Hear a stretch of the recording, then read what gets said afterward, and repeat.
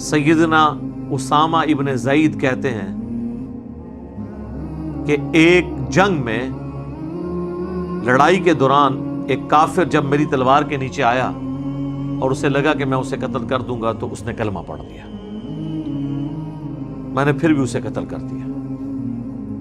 ظاہر ہم بھی ہوتے تو یہی سمجھتے کہ ڈر کے کلمہ پڑھا اس نے، لیکن کہتے ہیں میرا ضمیر مجھے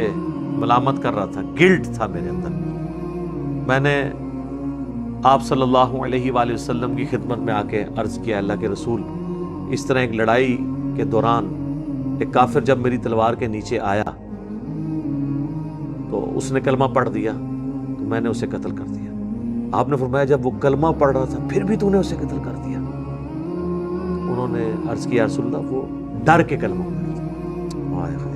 آپ نے فرمایا تو نے اس کا دل چیر لیا تھا. جان کی مان پاؤں تو عرض کروں، لوگ تو کہتے ہیں کہ بزرگ جو ہیں دلوں کا حال جان لیتے ہیں، اور پھر ہمیں وہ ایک پوری سٹوری بنائی ہوئی ہے کہ جی کم سے کم صحابی بھی جو ہے نا درجے والا، اس کے گھوڑے کے قدموں سے جو خاک اڑ کر گھوڑے کے نتنوں میں بیٹھتی ہے اس کو بھی کوئی غوث کتب ابدال جو انہوں نے اپنے ایک کہانیاں بنائی ہوئی ہیں کلندر نہیں پہنچ سکتا. تو جب اسامہ ابن زید جیسا جید صحابی وہ یہ کہہ رہا ہے، اس سے نبی علیہ السلام پوچھ رہے ہیں کہ کیا تو نے اس کا دل چیر لیا تھا، تو اس کو کہنا چاہیے یا رسول اللہ بالکل، جب میرے گھوڑے کے قدموں کی خاک کے برابر بھی جو لوگ نہیں ہیں وہ لوگوں کے دلوں کے حال جانتے ہیں تو میں تو پھر بہت بڑا بزرگ ہوں. اس زمانے سے کہانیاں نہیں سناؤں ہیں جناب،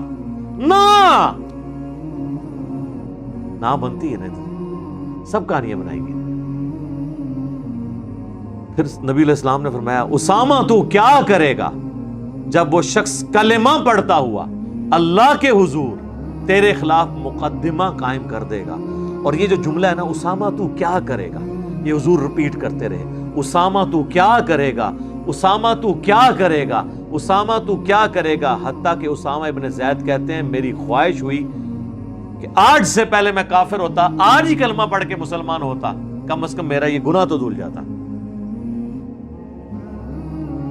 کہ مجھ سے ایک قتل ناحق ہو گیا. اسی طریقے سے صحیح بخاری میں حدیث ہے، حضرت خالد بن ولید نے بھی اس طرح انجانے میں کچھ لوگوں کو قتل کر دیا. تو نبی علیہ السلام نے فرمایا